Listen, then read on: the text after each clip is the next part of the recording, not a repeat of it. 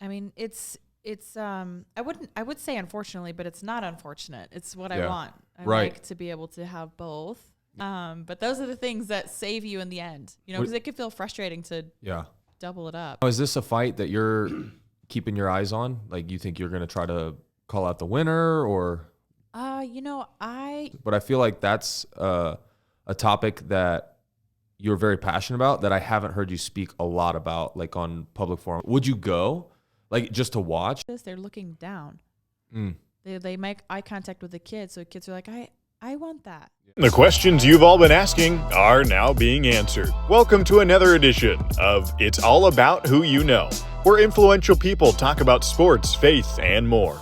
Your host is a former Oregon State wrestler, an MMA fighter, and a wrestling coach. Brought to you from Las Vegas, Nevada, here's your host, Christian Robertson. This video today is brought to you by Flow Bottle. Flow Bottle, the bottle with a twist. Get your Flow Bottle today at flowbottle.com. Link in description below. Cool. Well, welcome, guys. Thanks for coming in. Yeah. Thanks for having us. For sure. It's really nice to actually sit and have a conversation. I feel like we always see each other just like in passing. In passing. Yeah. It's funny. I told Michelle about, because I had known Johnny. I'd met Johnny. And then I told her about how we met was at like the PI at the sauna. And I asked you about Johnny. And then you started getting into like, you shouldn't have that water bottle in the sauna and all these things. And I was just like kind of laughing. That's typical me. It was like, but it honestly like kind of sparked my curiosity because I didn't know any of that stuff like about just health and fitness. And so you are like one of the first people I ever watched fight, period. So when you fought Ronda, that was like the first UFC event. Because which one was that? I think it was 160 something. Like 8 or something? Yeah, 168. Okay. I think that sounds right. Because they had like a lot of promotion for that fight. And I was probably, I think you guys are 10 years older than me. Yeah. So I was probably like 13 or 14. And I just remember like, because were you guys the headliner? We were the co-main event. It was Anderson Silva and Chris Weidman. You guys first fought in Strikeforce, though, right? Yeah, we first fought in Strikeforce, but I think when he's talking about UFC event, it had to be that one. Yeah, if you want to pull that down, kind of like mine is, I don't know why it's so high. Yeah, is that better? Yeah, there. A little bit. I don't know if it's better for audio. But. It's good. So no, it's just funny, like. Things coming full circle because one of the first fights I ever watched was you and Ronda, the promotion for it. Like you guys, I think you guys were like, it was like, you know, me or Tate versus Rousey too. And like you guys were walking out in like dresses and stuff like that. It was just kind of it's just kind of cool that now we're friends. We all know each other. And like, you know, me starting my MMA career, it's like, these are the people I'm around. It's just kind of a cool little story. Full circle, huh? Yeah, it's weird. And I was so the sponsor for this podcast, I ended up getting a sponsor for this podcast, and he's a dentist, and he started a company called Flow Bottle. And I told him I had you guys coming on. He's like, oh my gosh, I actually used to be Miesha's dentist when she was training for, like when she first started training in Vegas and was like fighting Rousey. I was like, that's crazy. What is his name? Bobby Lamb. I have to see. Maybe I knew him from like a different. Yeah. Did he have like a nickname like the fight? Dentist? No, fight dog or something? I remember him, the fight dentist. I used to use him. Yeah. Yeah. There's been a few. That's cool. I'm more of a face person, I think, than a person. Yeah. I figured if Dr. it was Lamb, that that does sound familiar. If it was that long ago. But it was just funny. Yeah. Like all the things that come full circle, you know? Yeah. Like it's just such a small world. But now you guys grappled today? Yeah, we had Jake's grappling class. Was it good? This morning was good. It's always good. It's really a lot of technical stuff. He's going through a series right now of leg attacks and defense too and stuff. So I'm definitely picking up my game for that. Yeah, you can pull that a little closer if you want. Now, Johnny, when are you fighting again? I don't have a fight set. I was gonna try to get on as soon as possible, but they're not having a U.S. card until August. Okay. In Colorado and then November in Atlanta, Georgia. So I don't want to have to go over to Asia to fight again, but that might be just a little too long to wait. Right. For August, so Gotcha. might share something before. Now, how many fights do you have left on your contract? I got four more fights on my contract. Okay. Yeah. And how long do you want to take before you get those done? I would like to do it all. I would like to do it all like this year. Within a year? But, you know, I can't always get it when I want. Yeah. And then, Miesha, what's next for you as far as UFC is concerned in your next fight? Well, I'm probably hoping to fight more in the summertime. Mm-hmm. So like July or August is probably what I'm looking at. Okay. You know, take some time with the kids and the family and, you know, put like a little bit of my focus there. So, I mean, I would say unfortunately, but it's not unfortunate. It's what I want. I like to be able to have both. Yeah. And fighting is something that I enjoy to do, not something that I have to do. So I think balancing that with the other things that are important in my life are my main objectives. And my kids are, you know, they're only small ones. Right. You know, they're 3 and 5. Right. So we had Daxton in preschool for 5 days a week. And after my fight, we both agreed to take him down to 4 days a week. And then we took him down to 3 days a week. Mm-hmm. So now he's playing with your wife, as you know. Yeah. The listeners don't.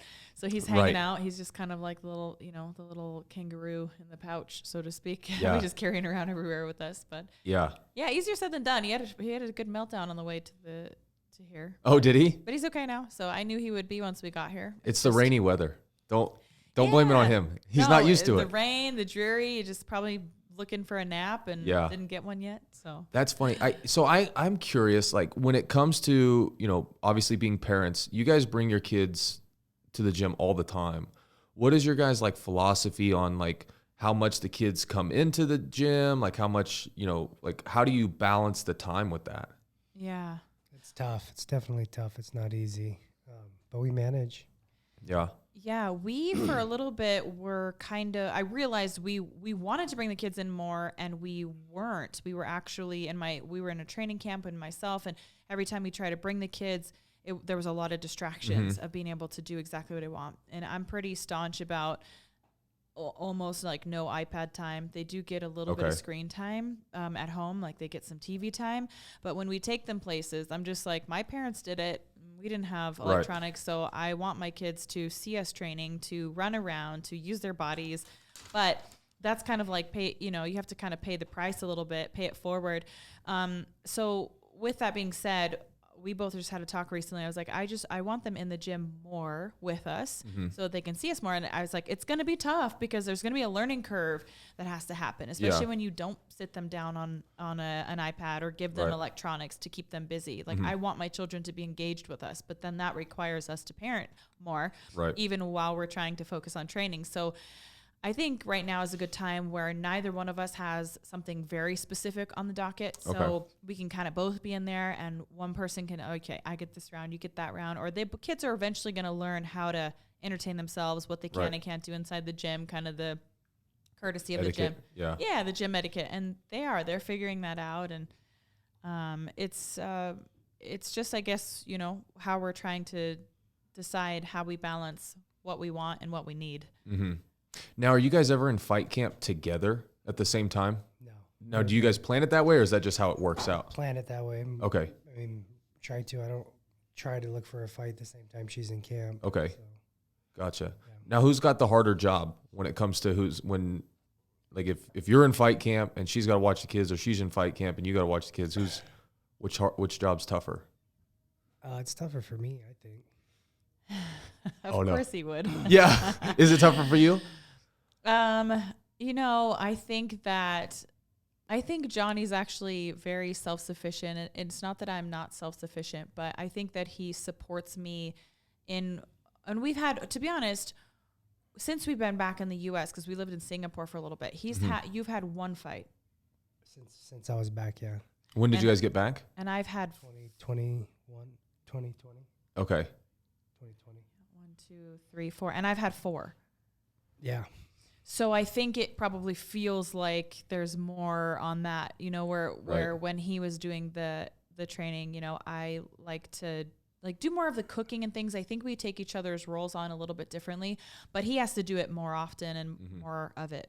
So I can understand, but he also is more organized than me. So I think I stress him out, like he's Okay. like, when are we training with who for the whole rest of the week? I'm like, I don't have it planned that far. I've got Monday and Tuesday. Leave me alone, And so I think I stress him more, which is probably more difficult. Where the last camp, I kind of assumed, hey, he's always scheduled and he's got it covered, But I think he was struggling a little bit, and I tried to step in some ways that I think would help. But I don't know if it ended up being helpful, in the end. But I would say I'm like, I hope you don't take this the wrong way, but like primary parent.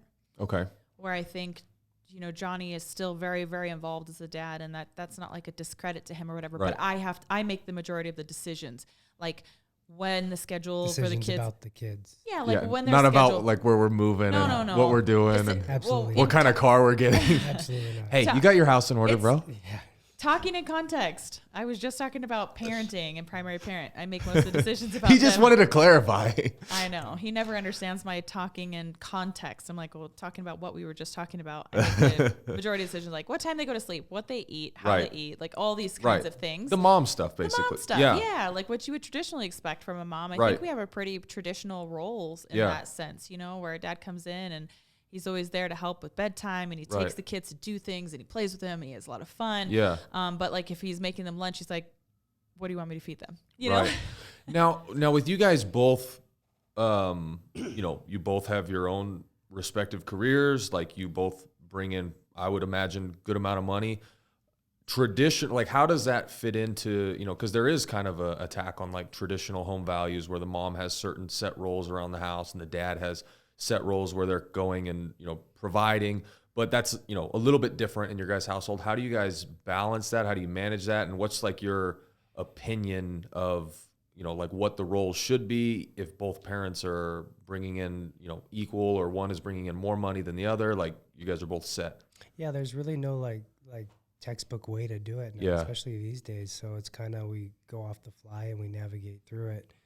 But, it does feel like sometimes we should, like somebody should slow up, some should pick up the pace, and so we just hand the baton off. Yeah, between each other. I kind of think it's whatever works in your situation. We've had to figure that out. And sometimes it's really difficult. We have gone to couples counseling. Like I'm not above admitting that we've gone to couples counseling partially because we want to tackle a problem before it's a big problem. Like when we realized, hey, communication's not great here. We've got a lot on our plate. Yeah. Let's go and try to gain some tools and skills so that we can communicate better, so that we're not upset at each other or someone's dropping the baton, in the handoff. And the kids that end up taking the downfall from it. Right. If, we don't stay in good communication, then the kids are the ones that suffer, and that's not what we want. Gotcha. Yeah. So I was going to say, we really have to try hard to work on our communication. And I think we have a pretty traditional roles at home, as far as like, I think traditionally, cooking, these kinds of things, cleaning, but he helps in a lot of those areas as well. We help each other wherever's necessary, and we kind of divide. So for example, I think most of the time, I'll usually wash majority laundry. I would say 60%, but he always like folds it and kind of sets it out, and then I put it away. It's kind of like we have this change of like how we do everything. So it's never, those things aren't usually like a singular person's job. So like I'll load the dishwasher at night and wash it, and in the morning he'll come down and like put them away. So we really do team in all of those things because we both work outside the house as well.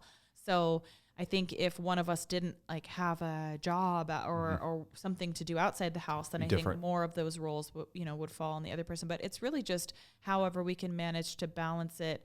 And the key really for us is the communication. We just have to communicate well. Like sometimes we'll double up on who made the water bottle for in the morning. Like, okay, so he's like, the strategy is whoever makes the water bottle first has to tell the other person. I'm like, good idea. But those are the things that save you in the end, because it could feel frustrating to double it up. What do you mean? Who makes the water bottle? Okay. So our kids going to school, we have to send them with water bottles. Oh, okay. Gotcha. Yeah. Sorry. That was not very clear. Yeah. So plastic-free water bottles. Yeah, I for don't plastic. like plastic. You know, well, we were just talking about this. Yeah, the yeah, water bottle. it It made me cringe when Johnny put his hot coffee in that cup right there Plastic. because it's plastic It's not lined. plastic. Well, it's lined with plastic. You probably got millions of So I actually plastic particles on in my your notes I coffee have now. plastic. Like I'm gonna ask you about plastic, and I want to get into it because I feel like well, I'll let you finish your thought, but I also want to say like you're both of you very health conscious, but I feel like that's a topic that you're very passionate about that I haven't heard you speak a lot about, like on public forum. I'm sure you have, but I haven't seen it. But go ahead, finish what you were saying. No, I mean, I think that was really it. It's just the matter of like the water bottles was just an example of so we sometimes send we can them- double down on things and waste time doing two things, doing it twice, doing it each. For example, like I'll make the water bottles in the morning and I'll put them by the door or in the backpack, and then she'll come downstairs and make a water bottle again. Oh, okay. And then go to put it in, and I'm like, oh, I should have told her that I made the water bottles. So Is this like, are these like disposable water bottles? I No. guess. Okay. No. Yeah, they're reusable, non-plastic. But Okay. they Yeah, the always heavy they metal go to school with water. I water mean, bottles. our kids, like, you know, they knew what electrolytes when they were 2 years old. Yeah. Not even 2, and they understand the importance of water. They don't drink juice. They don't drink soda. They've never had a soda That's good. ever. So that's something that, you know, we're proud of, and Yeah. a lot of that goes to her because, I mean, I don't think I would ever gave him any soda, but Yeah. maybe juice, you know, more often. Yeah. But she's educated me in that sense on how much processed sugars are in that. So, Right. you know, it's a good thing. Yeah. And kids' foods in general, about 70% of children's food these days are ultra processed. That's where their calories, Yeah. 70% of the calories. That's insane to me. You know, we walked in here and there's, you know, the vending machines right Yeah. outside. And my son looks up and first thing, he's like, I want that. I want Yeah. this. I Some want that." Doritos. Yeah, he was like, I want Funyuns, and I'm just like, he's 3. I'm like, how do I? It's like a constant battle of like, I feel like I'm playing a game of like, I don't know, like badminton or something. I'm just like constantly trying to Right. like just swipe things away from Pickleball. like my kids. Yeah. Badminton's out of Oh, date. whatever, pickleball. I don't Pickleball play now. either, but you know, basically should. just It's fun. I'm batting for trying to keep my kids healthy, and Yeah. it's really difficult because it's always in their face all the time, and I have to tell my children no a lot, and I don't want to become the bad guy, but I can't stand the thought of my children building their bodies for the first time and having all that garbage that's it's just, you know, it's not ideal. It's not that they can never have it. I mean, Yeah. it should be like more of a special occasion, I think, than Right. You got to earn it. an everyday Yeah. thing, but it's everywhere all the time. You can't go into a gas station without it. You can't come into like a place, even, you know, like podcasting or Go- anywhere. We go into the gym the other day, and the physical therapist gives her kids a box of chocolates. We're like, whoa, Yeah. wait a and minute. all the time. And Yeah. we take them to gymnastics, and there's an ice cream, Yeah, you know, like selling ice cream like right ice there, cream chest by right the there. front door. So every time all the kids there think that when they go to gymnastics that they deserve an ice cream. I'm like, this is not the right, like in my mind anyways, the mentality that kids, you know, when they go and work out, that they should always get something, a treat afterwards or something, you know? So what is your guys' diet like? Is it, you know, if it didn't come from the earth, we don't eat it, or how do you guys balance that out? Personally, for me, it's a lot of that, but you know, I still indulge. But Yeah. I, you know, I put the work into, you know. He needs a t-shirt that basically says, I work out so I can eat what I want. Okay. I Okay. think that's pretty accurate. Okay. I think that he's what's really great about Johnny is that he's not picky. Yeah. So it's like whatever I make for dinner is always just like, okay. Like, Yeah. you know, sometimes it'd be frustrating because like I could like pick out a recipe and like spend like an elaborate amount of time making this great meal, and Yeah. he'll eat it and he'll just be like, thanks. Or It's like, the cool. same reaction if you Same got McDonald's reaction. or something. Yeah. Always the same. So I'm just like, I just literally could have just made a TV dinner or whatever, and I would have got the same praise. He's happy with it, whatever. But it's also great because in the same sense, like I know sometimes like I'm throwing dinner together and it's not going to be great, and he Right. eats it and he doesn't complain. So I can't really complain there, but I do find it funny. As far as me, I think I'm more strict on my diet because I just can't unlearn the things that I've learned. Yeah. And I try not to like thrust that too much on Johnny because I think it can be off-putting sometimes when you're not ready to like have somebody. yeah, like have somebody tell you so many of the things that are wrong with so much of our food. It really can feel like, but even when I'm driving around trying to find like something to eat, I'm just like, oh my gosh, this place is probably like laden with seed oils, and this one's going to have like processed this, and it's got sugars in it. And so for me, it's actually, but it's good because I've learned how to eat. So my diet primarily is red meat and fruit, honey, and for the past couple months now, I've been baking our own bread at home. Okay. So it's got 7 ingredients instead of 37. You know, you go to the store, and it's got all these crazy preservatives and things that I think are not necessary. So on Sundays or Mondays, I usually, I find it kind of therapeutic at this point. I make our bread, make 2 loaves, and that usually lasts us for the week. And now, do you guys not have a microwave in your house? How'd you know that? Well, Michelle has babysat for you. Oh, yeah. And she told me that you guys don't have a microwave. And I was like, that's probably some help. So what is the purpose of that? So I haven't dove into the pros and cons of a microwave, except that some people say they're fine. I just have this feeling like if it is using any form of radiation to cook food, it's probably not great to have it in close proximity. Yeah. Probably not. Maybe it is. But I don't mind to just take a couple extra minutes and put it in a cast iron skillet or put it in our toaster oven. Okay. So for me, it doesn't add time to what I do. It just takes longer. So I'll put it in the toaster oven, and it's going to take 5 minutes instead of 30 seconds. Yeah. But I'll just go and do laundry. I'll go and, sweep, or I'll do something else in the meantime, load the dishwasher while it's doing. So it really doesn't take me more time than it would to put it in a microwave. It just, I don't get it as fast, but I do things in between. So we do have a microwave though. It's in the garage. Okay. So if she needs it next time. Oh, no, she was just saying like they don't have a microwave. And yeah, that was kind of our deal. I was like, you can have a microwave, it's in the garage, but you barely use it now either. Cause you're just like, can you heat this up for me? Or you just use the toaster oven too. So I think when you just take things that are convenient and you just put them in less convenient places, then you just, I don't know. I think the food tastes better that way too. Microwaves make everything. You don't want to heat up a piece of pizza in the microwave. It's like soggy. Yeah.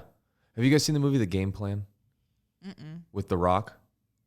No. Have you seen it? I'm not a big TV or movie person. No, Like I don't TV. Oh, almost okay. at all. Really? Right? Yeah. You read a lot?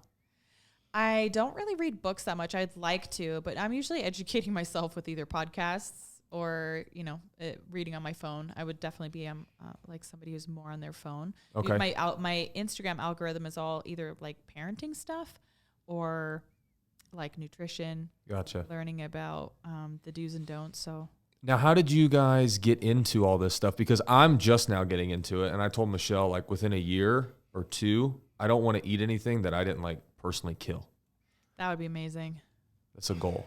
But that'd be so cool. Yeah, but there was like a challenge going on for a little while there. Like don't what was it? It's like if you didn't kill, you don't eat or something like that. I saw like a few people doing that. Like I think maybe Rogan and like probably people that can afford it because hunting is so expensive now. Remember Bo? Nickel?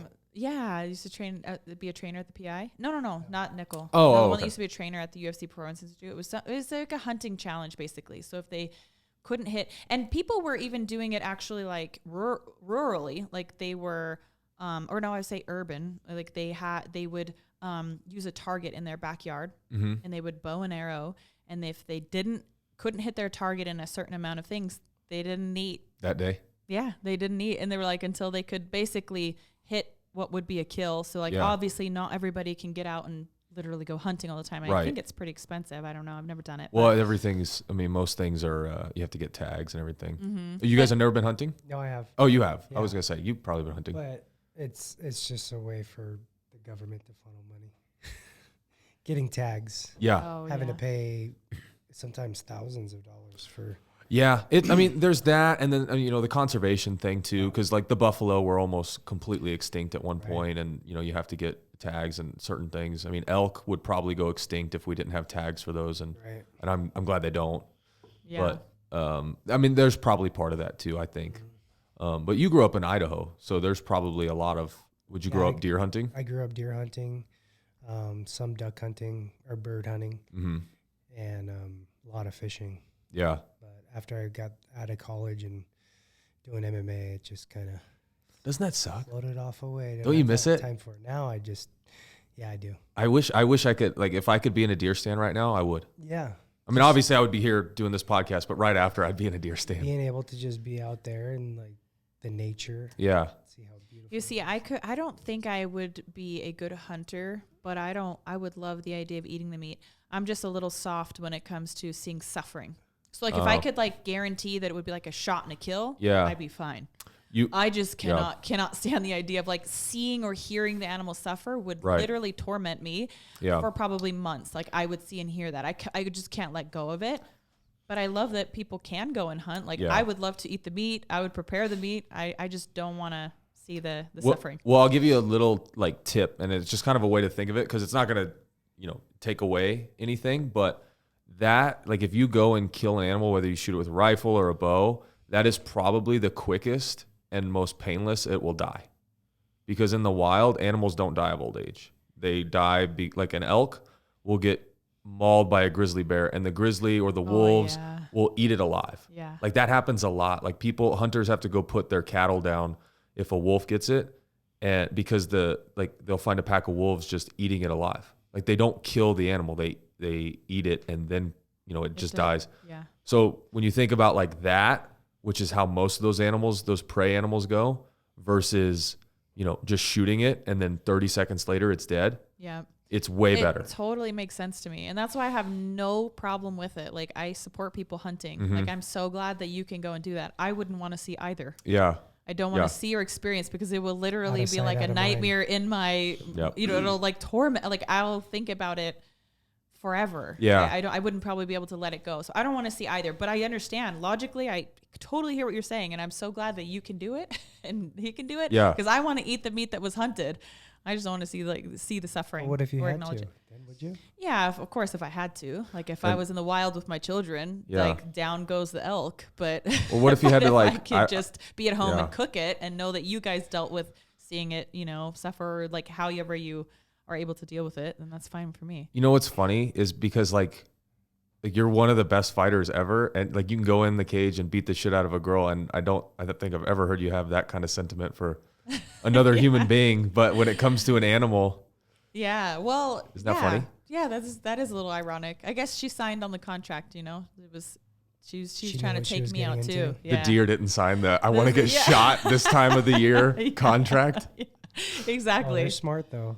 They are smart. It's crazy. They know, like you'll see a deer. I mean, how many times have you seen a deer out of season? Like the week after season. Biggest ones, yeah, you see like a huge 10-point buck just walking right next to you. Like, what are you gonna do? You're like, fuck you, bro. I beat your ass this year. You're like, oh my gosh. Don't let me find you. Don't let me find you. Yeah. That's the worst. That happened all the time in Missouri. You'd go and you'd get nothing, and then like 2 weeks later, you'd see the biggest buck of all season. Yeah, they're all out. Like, where are the doe that I kept seeing? Oh, it's so frustrating. It's so frustrating. If you ever get a chance to go hunting, Miesha, would you go? Like just to watch and spectate? She'll probably go when I take Dax when he gets old enough. Like if Cam Haynes reached out and was like, "Hey, do you want to do the lift, run, shoot, or go hunting?" Would you? I would. I don't know if it could work this way. I would probably go for the experience, but like when it actually came time to like take the animal out, like I'm plugging my ears and turning around the other way, and then once it's dead, usually I'm fine too. Sometimes like the hunting pictures of like a limp dead animal also kind of, I don't know, they kind of stick with me a little longer than I'd like for them to. But I mean that's just how I am. Like I guess I don't really wish it any other way because it's also my maternal and nurturing side where I think that gives me some good balance as like a mom, when kids get hurt or like loving on them and these kinds of things, and I think that's the great thing about masculine and feminine energy. I think it balances each other so well. Yeah. Right? Yeah. So I'm like super proud of you guys. And I love that you guys can hunt, and I have absolutely no problem with it because I agree with what you're saying. I think it's certainly probably a more humane way for the animal to go out. I just don't want to be haunted by the kill you killed me groan or whatever. Yeah. Ugh, Michelle ran over a bird the other day and she cried. And I just laughed. It made me feel so bad. See, I would be the same thing. I would just be like, oh my God, I'm so sorry. You know, I saw this little puppy get hit and that's not nice. No, it's that's not nice. Bad. No, but that's you bad. know how long ago that was? It was probably like 16 years ago. Really? I still think about it. Just the other day driving. I don't know why, but it's just like so, yeah, because it was so, and the lady who hit it didn't even care. She wasn't even going to stop. I stopped and like held this little tiny puppy as it like passed away, and it's like, you know, just all crushed and I mean, it was so sad, but it still haunts me. Yeah, like I still think about that to this day, just driving. I know. Yeah. So it's just too like I don't know, my energy cannot really handle that very well. But I can empathize with that because like I had a little baby cat follow me home from school, and my whole family was allergic to cats, so we like left it outside, and then my dog got out and killed the cat, and that still really bothers me. Yeah. Because it was like the cat was like suffering as we were trying to get it to the vet, and then it died. So it wasn't your family having allergic, it was because you had a dog too, probably. Well, yeah, but the reason we didn't bring it in the house, because the dog was in the garage, and then somebody opened the garage door. Yeah. And my little brother, who's probably listening, or will probably be listening, he swears that he did not kill the cat, but there's 2 eyewitnesses that says he had the cat in his hand, dog ran up, and he dropped the cat. Oh, yeah. So I don't know. You tell me. Well, I'm definitely allergic to cats, and unless you're allergic to cats, you know how much it sucks. It's horrible. Do you guys know who David Taylor is? Yeah. The Olympic champion. Yeah. I went to his house a few years ago. I was actually staying with Bo Nickel. Okay. I went out there and wrestled with them, and I like look up to David. I remember I was like 16. Yeah. I went up to him and I was like, "Hey, David, can I get a picture, please?" And so like I'm at his house. I'm just kind of like awestruck, and him and his wife foster cats. And I'm like, I can't be around cats. You're allergic too. Oh, so I'm allergic too? Yeah, I'm allergic. Oh, yeah. And so like my eyes are watering, my eyes are all puffy. I'm like having an allergic reaction. I put sunglasses on there. Like him and his wife are like, "Hey, what's going on?" I'm like, I'm not gonna lie to you. I'm allergic to cats. I didn't want to say anything because I look up to you and I don't want to like bother you. But is there any way we could put the cats away? He's like, "Yeah, dude. Why wouldn't you just ask?" So I almost had to get I ended up just taking Benadryl and was fine. But yeah, I can't. But I just felt bad because that little cat was like, it was this big, and he followed me home from school. It hurts. I feel you. So yeah, that's the kind of way that I think I would probably interpret the deaths from the hunting. And it would just be rough. Like, why go through that when somebody else can tolerate that kind of situation? Right. Fine. Like you can tolerate it fine. You tolerate it fine. I have no problem with it. I'll eat the meat gladly. I honestly think it's much more ethical. I'd rather have meat that was hunted than raised in industrial farming. That's terrible. Yeah. That's awful too. I mean, that's why I try to get I have a freezer chest full of grass-fed beef, and I know that animal had like a normal life on a farm, ate grass, and then was killed humanely. That's fine. Bolt in the head, right? That's just quick and humane. So, that's the way that I would like for it to be. The worst, and it tastes the best. So it's like I'm really conflicted, but it's like Kobe beef. You ever had Kobe beef? Yeah. Do you know how they make Kobe beef? Well, I thought that. Wait, no, that's Wagyu. No, I don't know how they make Kobe. Kobe's probably worse than Wagyu. So they hang the animal up so it literally never walks, so it doesn't develop any muscle, and then I think they kill it young, and then they like feed it beer every day. So every day the animal is just hung up and gets drunk, and then they kill it, and that's how you get Kobe beef. Oh my gosh. Yeah, I had to stop eating foie gras when I realized how they make that too. How do they make foie gras? So good.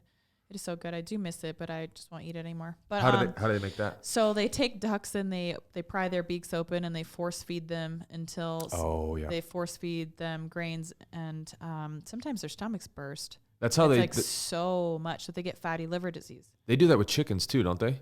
Maybe. I feel like they do. They might. I know foie gras is duck liver.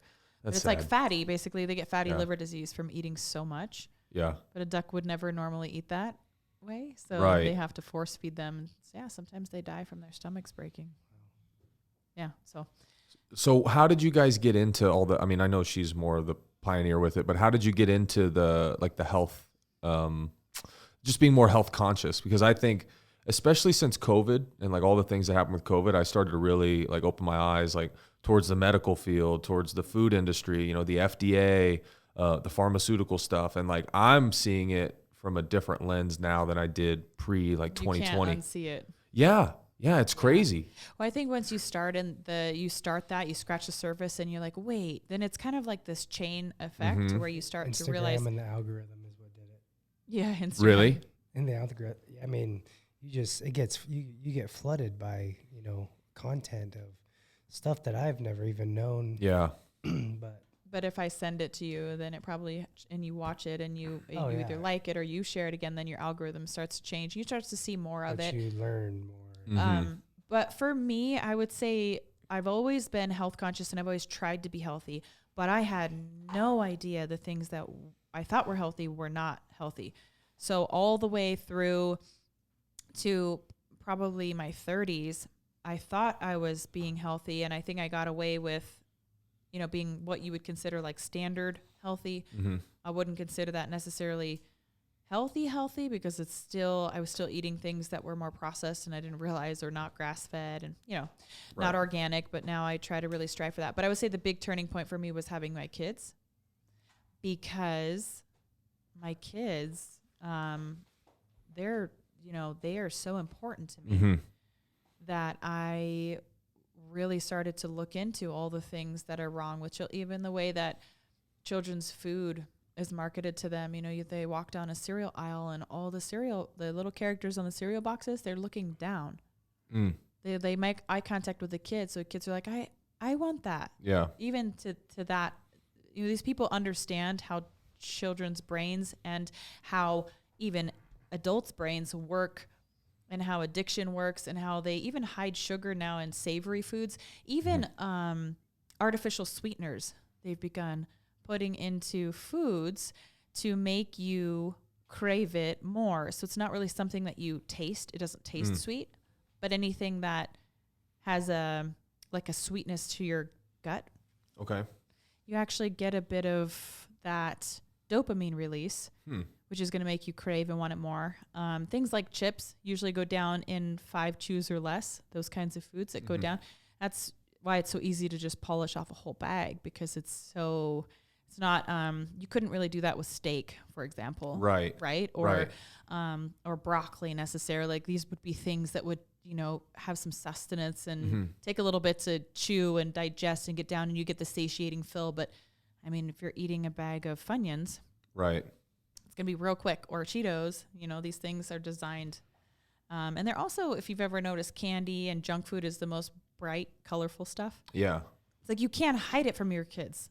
Right. Like, if you even try to walk into a store and just like, don't notice, like, that's going to be the brightest thing in the store, the thing that they notice, you know? So I think that big turning point for me was my kids, really realizing that I had to learn and be better for them, because they're building their bodies, like I said, for the first time. Yeah. And now I realize how hard it is. Like, I feel bad for parents, because it's not so easy. You almost have to have what feels like a degree in nutrition to think that you're doing it right. You know, so when they call things like fruit snacks, what nonsense is that? They're literally gummy candies. Yeah. They're not fruit. Right. They're not fruit, but it's like parents think that I'm going to put this fruit snack. They're fruit tasting. Yeah, they have fruit juice in them, but juice is not good either. I mean, they do have concentrate, but other than that, that's just sugar. Like fruit, there must be fruit. Did you get a lot of stuff taken from you too? Oh, no. Oh, okay. No, yes, but he doesn't realize it. Yeah. She takes it like... You go to the grocery store. Yeah. I do the shopping. Yeah, if he wants something else, he'll just go to the, you know, whatever gas station and get what he wants or whatever. Or eat out. I fend for myself. But I cook for him a lot. It's like I've changed. So like, he'll eat the bread that I make. Yeah. When we have burgers, it's grass-fed beef. You know, these kinds of things. We've made changes that are subtle and I think easy for him to just like, what's the difference? Like, really adapts. But in my mind, I know that I'm feeding my family better. He's also gotten rid of drinking out of plastic bottles now. That was something you did a lot more of when we first met. Okay, so plastic bottles. What is the negative effects of plastic? What happens to your body? What is going on when people are ingesting plastic, or are they ingesting like what? Just explain it to me, because I really don't know much about it. Sure. So plastic, especially in plastic water bottles, leach microplastics. Okay. Very, very tiny plastics, which actually can cross into your blood-brain barrier, which is really scary because that's a very difficult place for a lot of things. It's like supposed to be a great filter, but these little tiny microplastics, there's phthalates in them. And phthalates have been linked to birth deformities, miscarriages, low sperm count, testosterone, hypothyroidism. So I first learned about this because I was diagnosed with hypothyroidism. Okay. And so I said, I learned that plastic is something that is connected to that. And so I said, oh, that's easy. I'll just stop drinking out of plastic. But then I really started to learn about the fact that they're even finding microplastics in the tissue of fish, human tissue. It's starting to be present in placentas. So, and what happens to baby boys over time with a lot of exposure? So if a mom is drinking out of plastic and during her pregnancy potentially, and if the father had a lot of this built up in the sperm count, that counts as well, that the baby boys have deformities that basically make their genitalia smaller, and the space between the genitalia, the taint area, is closer. So everything kind of like. What are you chiming in? What'd you say? You say chode? Yeah. Oh my gosh. But this third grader over here. Here, I'll just turn his mic off. This is how he chimes in on the things I say. But I mean, That's so funny. Those birth deformities are not able to be reversed, at least to our knowledge as of yet. So I learned this on Joe Rogan's podcast. He had a woman on there, a doctor who was doing extensive research on plastics and microplastics and phthalates. Which one was it? What was the lady's name? I will have to look her up to be off the top of my head. Definitely cite your sources. Yeah, he's always questioning me in this stuff. But hey, why not play it? Better safe than sorry. I mean, I think it's undeniable now. If you look into the research about plastic, it's undeniable. Mm-hmm. It is not good for us, but everything's put in plastic. And so we're just getting massive amounts of it. And it's very hard to regulate, because if you go to the store, what's your milk in? Plastic.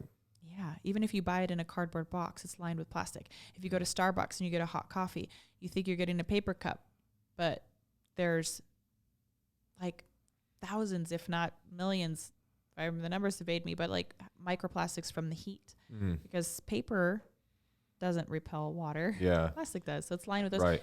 If you buy a bag of salad, if you buy broccoli, if you buy pizza, frozen pizza, you take it out of the box. What's it wrapped in? Plastic. Everything is coming in plastic. Your ketchup bottle. Yeah. So what is... It was Dr. Shayna Swan. Shayna Swan? There we go. Thank you. I remember that was a really good episode. And it scared me because... Really interesting stuff. Yeah, it just scared me because I'm thinking about our future, our children, our babies, the fact it's in placenta and stuff. Like, that's not really fair to start them off with, it's not right. And I'm not blaming any single person, anybody who's drank from a plastic water bottle. I mean, I certainly have. I didn't know any better. And I still have trouble to navigate around plastic now because it's really impossible. I think legislation, I really think that more like the people above that are allowing these things to happen, that's make it so easy for everybody to buy everything in plastic. Right. It's cheaper. Yeah, I guess it's cheaper, more convenient, but we can do better. Yeah.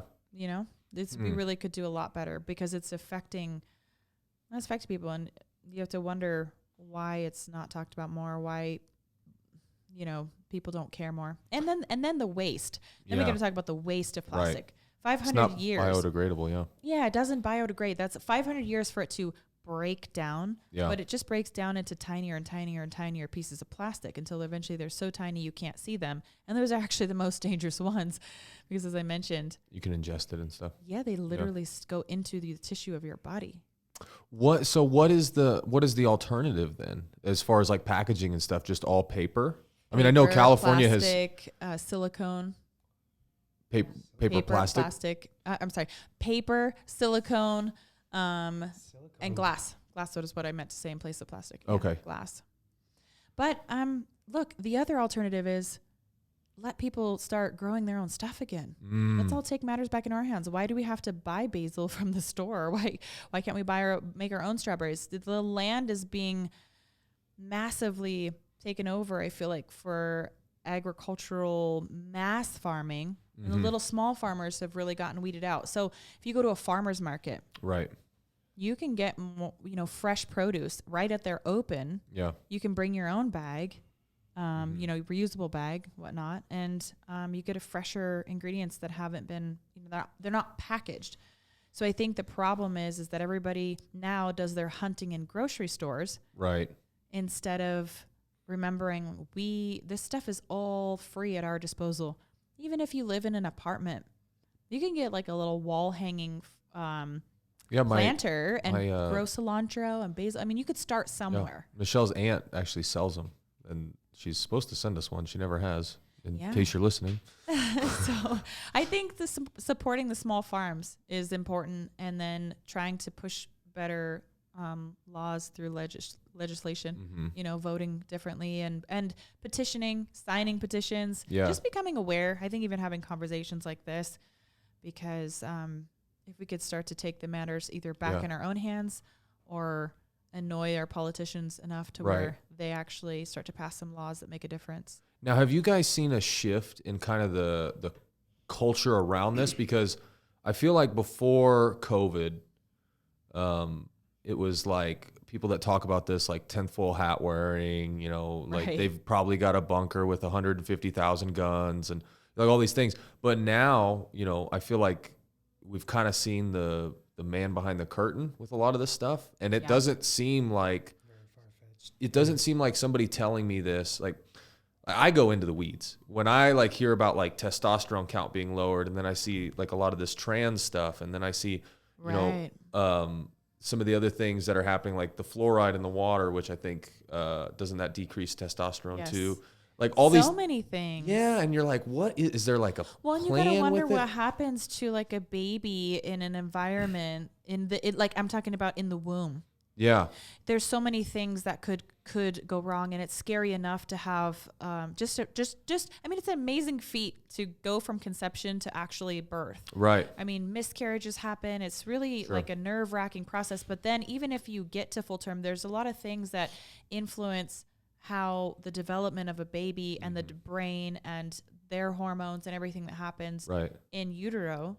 So, I don't think it's so far-fetched to say, well, if a mom is getting a lot of exposure to this, could that be detrimental? Could that be causing this baby to be born with autism or to be born with any kind of challenge that they maybe wouldn't have had we not had those toxins or these certain things so prevalent? Yeah. And, that mom's having to try to dodge them like a bullet, for her baby. It's just not right. Now, what's your guys' opinion with like vaccines and stuff? Are you guys pro all vax, anti-vax? You do your research on whichever vaccines your kids are going to be administered. Don't want to talk about it. Anti-vax. I mean, not.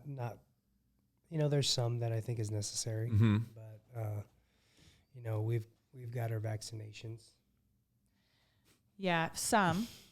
I personally do not really believe that the majority of people needed a COVID vaccine. Yeah, I'm the same mindset. Yeah, so. I don't think the majority of people do. I think there are some that would benefit from it. I think maybe perhaps like very elderly people. I think that might make sense. And I think I'm still of the note that it's got to be choice. Yeah, 100%. Choice first. And if you want to get it, go ahead. Yeah. If you don't want to get it, don't get it. It's not my, I don't get to choose what someone else does with their body. And that's just an American stance that I have. I don't get to choose what they say. Yeah. Well, of course, unconsenting, but no, I would not get my children vaccinated with a COVID vaccination. My children did have their first vaccinations in the hospital and things like that. But since then I have refrained from, really pursuing that beyond. Yeah. I need to take more time to be educated. Now, I'm not anti every vaccine. Right. I certainly think there are vaccines out there that are valuable, that have been around for a long time, that are tested and tried and true and sure. Right. But my problem with the COVID vaccine is not the idea. I think it was good concept if it worked. It was politicized. That's the thing. Yeah, It's just, so politicized. I still can't understand if someone had COVID already. I feel so bad for the people who were working in the hospitals who all got it and risked their lives and then were fired if they didn't want to get a vaccine for something that they already had natural antibodies towards, that were the best antibodies, better than any vaccine that they could have. Right. Well, and then you get into the weeds with, the whole mask thing. And it's like, you need to put your mask on to protect me. It's like, why can't your mask just protect you? But yeah, the vaccine thing is a weird one. My dad, he just had a heart attack, like a mild heart attack, and he has no history of heart issue, nothing. And they couldn't even, it took a while to get a cardiologist. And if you go, there's so many people, healthy people having heart attacks now. Yeah. My brother's friend had a mild heart attack. He's 19 years old, Division I athlete. He's having a heart attack. Why is a 19-year-old, LeBron James' son had a heart attack? Yeah. Why? And you can't even ask the question. And then you watch, the NFL and, this brought to you by Pfizer. And you're like, what the hell? This is just, you see Travis Kelce. And, I've got no issues with Travis. I've heard nothing but good things from people that I've met that have been around him. But he gets paid $30 million to go hawk this crap. And you're just like, man, they just have money to spare. And they made hundreds of billions of dollars pushing this experimental vaccine that we know nothing about. And now you can't even get in with a cardiologist. Yeah. That's my thing is I think we shouldn't have been pressured. I think it's always should have been pro-choice. I'm still pro-choice. I think there was a lot of fear mongering that happened where people were scared and they made a decision, and some people are happy with their decision they made. And some people now are like, I wish I didn't get the vaccine. Right. I have an autoimmune disease. My child has an autoimmune disease. My father had a heart attack and doesn't make sense. Or whatever it is, there are a lot of people who are questioning whether that was good, and it just doesn't, even the way that it got processed through with the FDA. And, normally I think it's, how many years, 10 years, I think it is that it has to be, studied and checked. And it was done so quickly and it was kind of pushed through because the state of emergency, but even once the state of emergency got lifted, it was still being mandated in many places. And that doesn't make sense to me again. It's okay, so now we're not in crisis, but you're still mandating, you're still going to fire people or not hire them or not let them travel, even though, make it make sense. This certainly seems one-sided, and it seems like it's just being, really pushed heavily. Yeah. Even on Facebook, if you didn't put the banner around your profile photo, that's I got vaccinated. People were like, oh, so, you're an anti, it's I'm just I'm just letting everyone make their own decision. Right. But I thought about it for a little while, and I was but I just wanted to make more educated decision. I wanted more time to decide. I didn't, and I'm young enough. I'm an athlete. I didn't feel like I was, shouldn't have to, right? Yeah, in danger. And people will say well, you're going to kill grandma. Yeah. That was one I got a lot. You're going to kill your grandma. And if grandma is afraid of her exposure and she thinks the vaccine's going to help her, and then let her take the vaccine. Right. Because supposedly if the vaccine helps, then the people who were vaccinated should feel okay, well then I'll be fine if I were exposed by this. Yeah. But here's another thing that was interesting was if their symptoms are so mild, right, which was kind of the claim was that it will make your symptoms more mild, then potentially people who are vaccinated, you can make the argument, could be super spreaders because they wouldn't know that they were sick. Right. And the other issue I had with the vaccine, because some people were like, well, isn't that really selfish, that you could, if you didn't get the vaccine, that you could affect other people. And I'm like, well, but if they're vaccinated and they feel, it's supposed to take the effects away, then how does that make me selfish? And they're like, well, because you can spread it more. I'm like, well, but they do admit that it doesn't stop the spread or slow the spread for anyone vaccinated. So just because you got vaccinated, it only helps you. Right. It doesn't help anybody else. So you are in the same position, potentially more dangerous, because if your side effects are less than mine, if they are, if that's true, if that's the argument, you've protected yourself, but you've potentially caused more harm to other people if you don't even know that you're sick, because it doesn't stop or slow or spread. So there's nothing selfish about not getting it, because even the person who gets it is going to spread it exactly the same as the person who doesn't. At the end of the day, with all the logic and all the evidence that came out, it only furthered the assertion that I'm only hurting myself if I decide not to get it, and that's my own choice, right? And it was funny because I'm very much pro-life, you know, and it was just funny that like during that time the Roe v. Wade decision got overturned and pushed back to the states, which for me, I think that's where it should be. And you guys can disagree with me. But that's the abortion. Good topic. Yeah. What's up? It's not a great topic, probably. Okay. But it, like, if that's a decision that's allowed to be my body, my choice, like for Americans, then I would think like a vaccine should be too, right? Like logically speaking, and most people that would say that would probably be, you know, more, you know, left leaning towards like take the vaccine. Yes. And I agree. so it's like you want a choice here, but you don't want anybody else to have a choice here. Right. And it just like, it seemed like, you know, and you can't, it's like, you can't have a conversation here and you can't have a conversation here. I know. Gotta be on one side. Right. You know, can I just pitch this really quick, because there's a really cool school opening up in Henderson here, and it's called Apogee. And Tim Kennedy is one of the founders of it. I love Tim. He's great. I mean, I don't know him personally, but yeah, he's fantastic. I barely know him personally. I mean, I've met him, but I follow him. Obviously, I think he's great. But this school is all about Socratic discussions and how to have conversations about difficult things. Because I think what happened for many years now was just don't talk about it. Yeah. Don't talk about politics. We don't talk about this. Religion, We can't have a conversation about that. So now there's a lot of people who don't know how to talk about difficult things. And we have to be able to talk about difficult things. Right. We have to be able to have debates and disagree and have people on one side or the other, the left side, the right side, and sit down at a table and have a healthy discussion or debate. Yeah. This school prioritizes how to do that. Right. And they also prioritize physical education, movement, real world problem solving skills, you know, to like how to build a fire, how to I've looked into it. I didn't know they were opening one in Henderson. Apogee.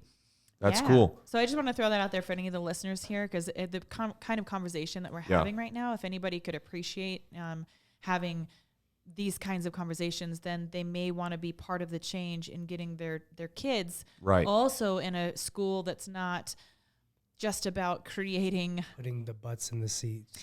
Butts in seats for dollars, you know. My opinion on anything, whether it's political, religious, anything that you're going to stand on and like have an argument about, you should be able to defend it, and you should be confident in like why you defend it. Yeah. You know, like I said, you should also be able to listen. Yes, exactly. You should also be able to listen to someone who has a totally different and respect. Yeah. That person's opinion, even if you disagree with it. Right. And maybe even I would say be open-minded to have a change in opinion. If somebody has a really good, strong case, you say, no, I never thought about it that way. Yeah. And not like basically like domineering the conversation. Because I'll tell anybody, I'm a registered Republican, I'm a conservative, I'm a Christian. Like I have ideals that are pretty ingrained in me, but I'm willing to be wrong. I was the only conservative, the only male in a very female-dominated liberal major in college. And I always raised my hand and just said, hey, have you guys ever thought of this? Because I was the only one that would have a dissenting view. And it never turned out mean. It never turned out ugly. I had, you know, groups with people that were transgender, and I told the teacher, hey, I'm not going to call them like a man if I don't believe that, but I'll call them by their name. Never had an issue, was never mean. You could go ask them, like, hey, was this person kind to you? Yeah. But I speak my opinion about it, and I'm willing to be wrong if somebody has better evidence than I do and willing to listen. Yeah. But I don't think a lot of people are willing to do that. Right. You know? I agree. Yeah. I mean, there's not a single topic that somebody could come and ask me to talk about, and I would be like, I'm not going to debate that. You know, if I believe it and I'm willing to speak on this platform with it, then I'd be willing to talk about it and listen. And I think that's the problem is like it always gets into an argument as opposed to like, hey, you know, tell me why you think this. I want to hear what you have to say. You know? Well, it takes a level of critical thinking and open-mindedness. And I think some people, again, who don't know how to have conversations about difficult things, just sit and they immediately guard goes up and all they think that you're doing is attacking or they're taking offense. So they feel like they have to defend themselves. When it's like, no, I just have my point of view and it doesn't mean that I consider you in any way that negatively or anything that you've gone through or that I would know anything about your story even. But I think having those conversations is important. I think a lot of people they have that tendency to, argue and want to be right. And so they're going to, bend the context on like what was said or where it came from to benefit them in their way. And nobody wants to get in those heated conversations because, everybody ideally would like to be right. If you can acknowledge that you're wrong, it just doesn't happen very often. Yeah, that's so true. I was on Celebrity Big Brother with Todrick Hall. Yeah, that's what he was saying. Yeah, when he was on here. A gay black artist. He's a singer. Okay. And we had some of the most interesting conversations on that show. And he walked such a different life than me. And I found it so interesting, and I really learned a lot. I really did. I really had some perspective changes where I kind of I wasn't able to look at it before. When we talked about like white privilege and things like that, I feel like that came out in a way that felt very like attacking. So it was kind of like, I think at first white people didn't really understand that. I think some people meant it like, we just want you to understand that you have a different starting point in life maybe than someone of color does. Statistically. Yeah. Not always, but statistically. Right. Not always. Sure. And do we live in a country that's free of opportunity and we have amazing, we have black president when opportunities are there. But I do understand that in a lot of situations when you're talking about people who are economically deprived, again, a lot of times you're going to be talking about majority of that's black people, right? The majority of their population is an economic. Do they come from a single parent household? All these things statistically do prove. Does there, was any of their family in like prison or their dad or whatnot? How does that set them up for the future in their life? Were they surrounded by gangs? Did they have to become a gang member like to survive in their society? And I'm not saying that white people don't go through that, but the point is the conversation was so interesting with Todrick that it really did make me start to think about, man, like if I were in those shoes, if I could sit back and have his perspective, I can see where he's coming from. Right. Like I can see what he's saying. When you walk into a Walmart as a little black girl in the 80s or 90s, I don't even know when Walmart 90s or whatever, and you want a little baby doll. Right. You have to buy a white one. Right. Like they didn't have like at that time, so those kinds of things of like, or you want to be a princess, right? You want to be able to be a Disney princess, but they're all white. Yeah. It's like, well, how are they aspiring to be, like, it's nice when you have someone that's relatable, that kind of looks like you, I think, as a child, that you can look up to and aspire to be. Right. And I just think that it's just been harder for black children and black people now having these conversations with Todrick, where I never thought about that before. Right. And that's, I think, what when you take the positive out of what they mean is like the starting point, it can be a little bit different. Yeah. I can go in and see everything that I ever want to be. Right. And sometimes I think that like it's not always the same, for people of color. Now it's changing, and I think it's important we have these conversations. But he really opened my mind to that. Well, and it's a ripple effect, right? It's a ripple effect from, we're starting to see ripple effects from the hippie movement, the sexual revolution, like things like that, where divorce is on the rise and other things. And we can kind of narrow it down to like when it started. And it's the same thing with, whether it's slavery, civil rights, like there's ripple effects. And, when you force all these people in a certain community that haven't had an education, have, been bullied and beaten up, and now they have sufficient freedom to do what they want, and they decide to make, and that's not just black people, obviously, but, they decide to make different choices. And then you look at like fatherless household rates and just how that affects kids. And it's this, continuous cycle. And it's like, how do you break that cycle? Because at the end of the day, we are creatures with free choice. Yeah. But there are circumstances that make those choices more readily available. Like, do you know who Ron White is? Yeah, the comedian. Okay. He made a joke one time. He had a joke one time, and he was talking about Tiger Woods. He's like, I freaking love Tiger. And this one lady is like, or his wife is like, you love Tiger? Like, he cheated on his wife with 18 women. And he's like, yeah, but you love Ted, and he cheated on his wife with one, and he's ugly as shit. Like, he didn't have the opportunities Tiger did. He's like, Tiger cheated on her with 18 out of like 6 billion that wanted to get with him. That's called love. Like, he cheated on such a small percentage. Yeah, he cheated on his wife with the one person that wanted to be with him. Like, that guy's a piece of crap. And it just like, it's funny because like there are different circumstances in this life, and there are different things that push you to different places. Like, if you're a fat, ugly piece of crap, like your wife, girlfriend, like boyfriend, whatever, probably doesn't have to worry about you cheating, but if you're like a good looking person that is on TV all the time, like, okay, then we got to have different boundaries in place. Right. And I think, and you kind of touched on it too, like you guys have gone to couples counseling. Yeah. What does any good counselor do to earn your trust? They listen. Yeah. And if you are not in the habit of listening to like somebody else's opinion and somebody else's viewpoint, and it's not even their opinion that I've found, it's like why they believe what they believe. And I want to hear that from like everybody, like if you're saying you're trans, or if you're saying you're, pro gun, or if you're saying you're pro-choice, like whatever, why? Like, tell me why, because I can learn something from you that I did not know already, Absolutely. I got my degree in listening, and my thesis was written on communicative listening. Really? In coaching and along everything else. So that stuff really intrigued me, and it's true. Yeah. I mean, you're not gonna learn if you don't listen, beyond just the dialogue. Right. You got to really find the root. Yeah. Well, let's switch topics a little bit. So UFC just signed Kayla Harrison, and I saw you had some thoughts about that. Yeah. What do you think about her going to 135? I just think it's going to be really hard for her. She's huge. I mean, what's she walk around like not like huge, but like she's probably 170, right? I mean, I think huge doesn't have to be a bad term. I mean, she's just a very big, strong woman. Yeah. She's there's claims muscular. that she actually already made the weight on some practice cuts, but I don't know how true those are. But if she made the practice cuts, it's possible, but she's going to definitely lose some power. Yeah. Some strength. She has to. Right. Yeah. I'm concerned that it will suck the life out of her because she's never been a fan of cutting. She's always kind of stood by the fact that that's why she picked the 155-pound division, so that she wouldn't have to make big cuts. And she really wanted to be a voice for women to not make these big cuts.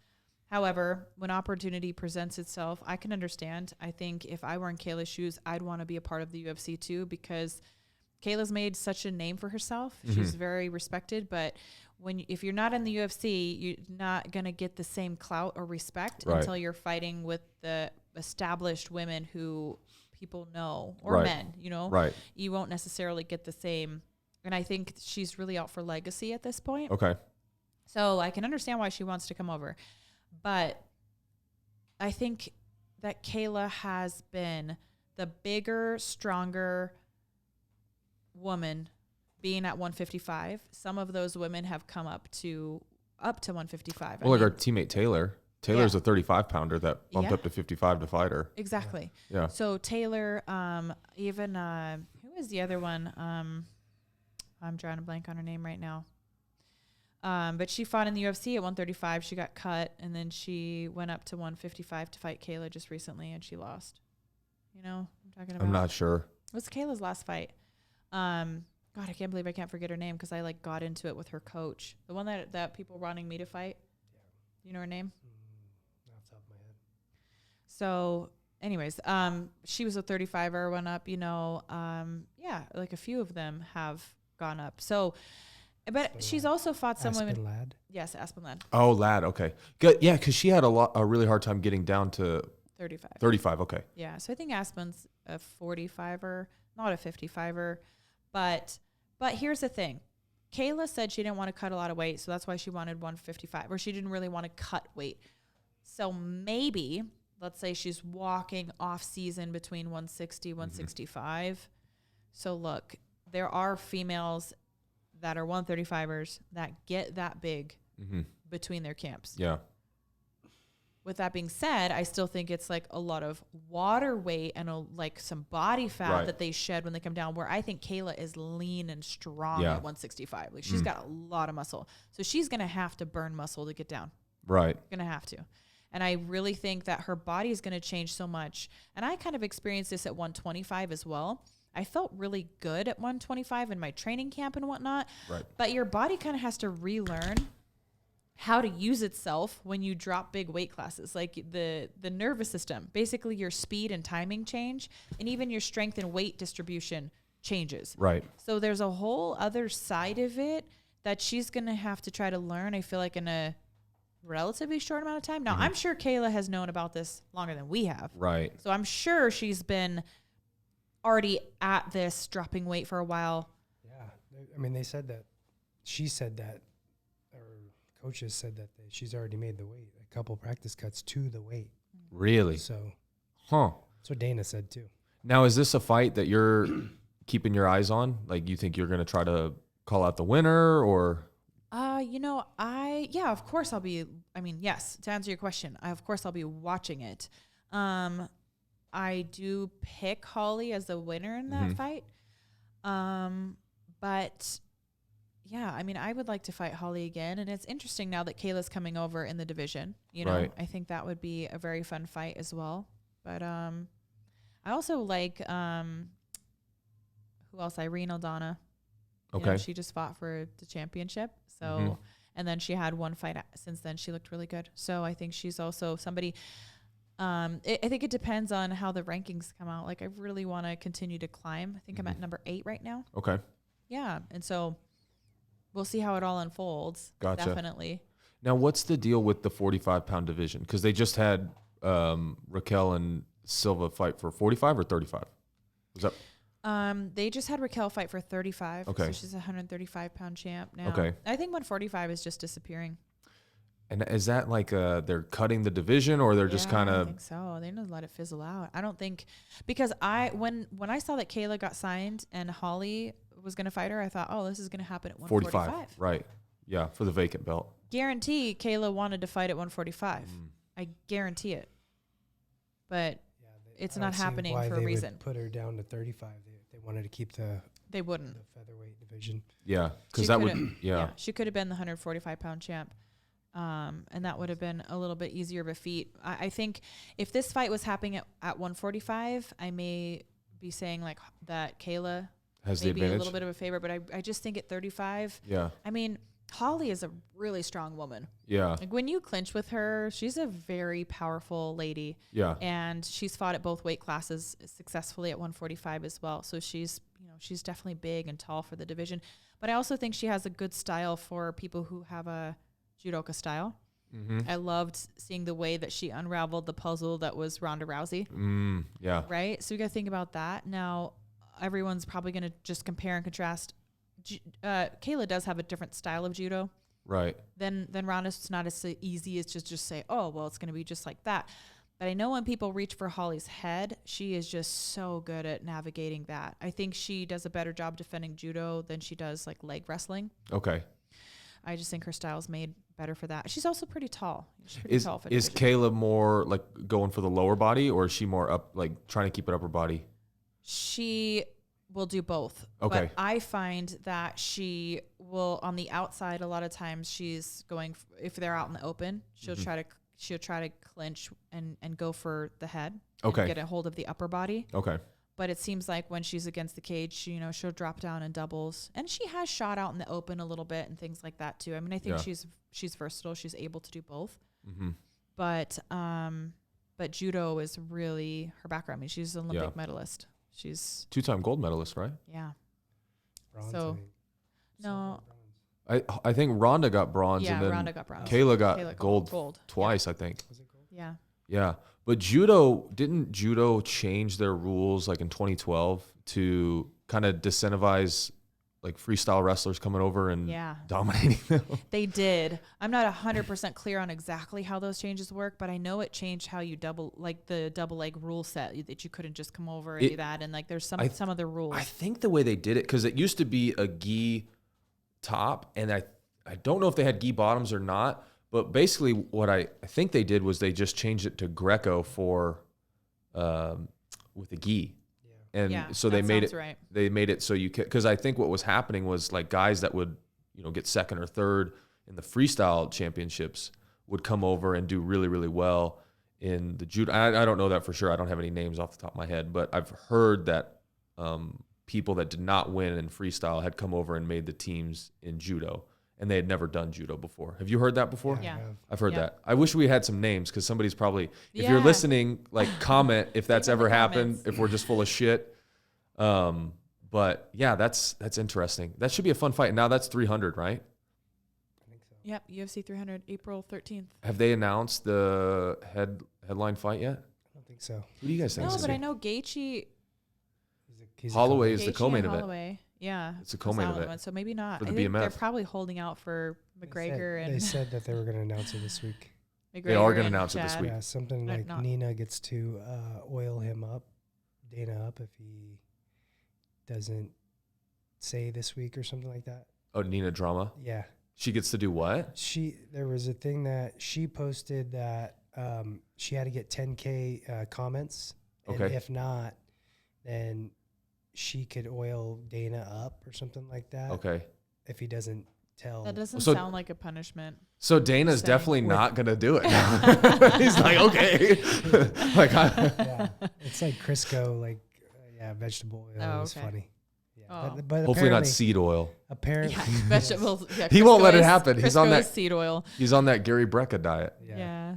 You guys listen to him a lot, Brecka? I just recently started listening to him. I listen to Andrew Huberman more. I like his stuff. Have you listened to Huberman? Mm-hmm. Yeah, I love his stuff. Yeah. He was talking about, he had Goggins on a few weeks ago, and he was talking about this gland in your brain that actually grows when you do things that you don't like doing. Yeah, it's like it's a kind of a hard word to say. Yeah, they're all hard words. They do it so they can sound smart. Yeah. Well, yes, and people who name the parts of the brain are also probably very, very smart. So there you go. You just got to call it. You can't even remember if you're a layperson. Yeah, right. But basically, I know what you're talking about. A small part of the brain that's like, if you do hard things, like you challenge yourself, you push yourself outside your level of comfort zone, right? Yeah. Then you that part of your brain grows. It means that you get more capable to do hard things. And if you don't do hard things, it shrinks and you become less tolerant and less able to do hard things. So the message is do hard things. Do hard things. Get in a cold shower. Yeah, even if you don't enjoy it, just do it because it's so good. It's powerful for your belief and your ability to do and deal with hard things in your life. It makes things, if you don't because I have little cousins that wrestle and their dad makes good money. Like they don't have like the issues we were talking about earlier, right? Mm-hmm. And so I, talked to their dad a lot, and because he'd never wrestled, but he asked me a lot of questions, and I'm like, you have to manufacture hardship because they're not going to have it in real life. And I think, and you probably would agree with me too, Johnny, like wrestling is probably that's really what you good start. mean by manufacturing, like going to wrestling practice. Yeah, don't throw them in the ghetto and be like, see if you can. No, you're right though. Life is cush now. Here you go. Yeah. So we took Amaya to wrestling practice last night, and night before last actually, and she loved it, and I was so happy because she's going again tonight, and I kind of lightly brought it up. You're gonna go to wrestling practice again tonight? She's like, oh, good. She's like, I loved wrestling practice the other day, and she got hit really hard in the face with the shoulder actually, and just like she bounced right up, and she's like, oh, I'm fine. And like I took her home, and I happened to like bump her in the face somehow. I don't remember, my elbow or something like that. And I was like, oh, I'm so sorry. She's like, oh, don't worry about it, Mom. She's like, I got plenty of that in wrestling practice today. And it was so cool to see her come out of her shell because she's very polite, kind of sweet girl. Yeah. But to see her screaming by the end of practice, when the coach was like, is wrestling hard? And the kid's like, yeah. Is it fun? Yeah. And she's like, hands up. And she's like, really, this other side of her is blossoming through the difficulty because it was hard. And she was kind of shy at first. Like, she's like, I don't know how to do that. I don't know how to do that. Coach, like, just do, just like pushing her along. Like, just do it. Do your best. Put your, this is how I'm going to show you one time. Let's go. Just do it. And she was thriving. And it just made me so happy to see that. So looking forward to taking her again tonight. Yeah, that's awesome. It's going to be fun. We actually got to go pick her up soon. That's cool. Well, I'm going to let you guys go. So Miesha, Johnny, thank you guys so much. This has been awesome. It's been a huge blessing for me. I hope you guys enjoyed it, like even a quarter as much as I did. So Thank you guys Thanks so for much. having me Yeah, again. definitely. Glad that Miesha got to finally come on. Yeah, we've been planning it for a little bit, but finally worked out good. So Yeah. thank you guys. Absolutely. All right, Awesome. Take care.